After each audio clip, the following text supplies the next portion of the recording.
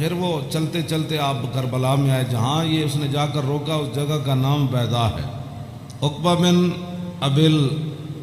ایزار یہ اس بات کے راوی ہے، کہتے ہیں ان الحسین خطب اصحابہ و اصحاب الحر بالبیدۃ،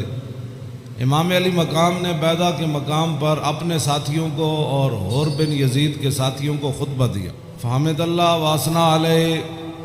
آپ نے اللہ کی تعریف بیان کی، اس کی حمد و ثنا کی۔ ثم قال ایھا الناس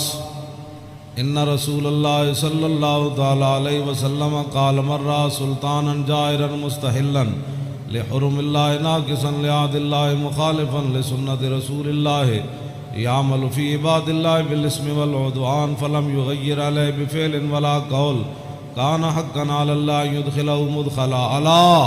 وان ہؤلاء قد لزموا طاعۃ الشیطان وترکوا طاعۃ الرحمن وَأَظْهَرُوا الْفَسَادَ وَعَطَّلُوا الْحُدُودَ وَاسْتَأْثَرُوا بِالْفَيْءِ وَأَحَلُّوا حَرَامَ اللَّهِ وَحَرَّمُوا حَلَالَهُ وَأَنَا أَحَقُّ مِنْ غَيْرٍ قَدْ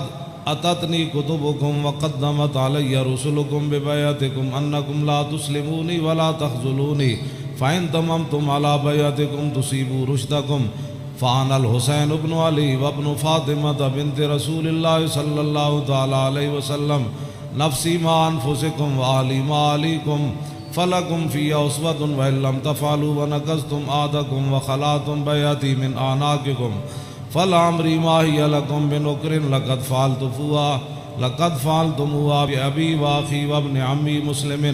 والغرور من اغتر بکم فحظکم اخطأتم ونصیبکم ضیعتم ومن نکث فإنما ينکث علی نفسی وسیغنی اللہ عنکم والسلام علیکم ورحمۃ اللہ وبرکاتہ۔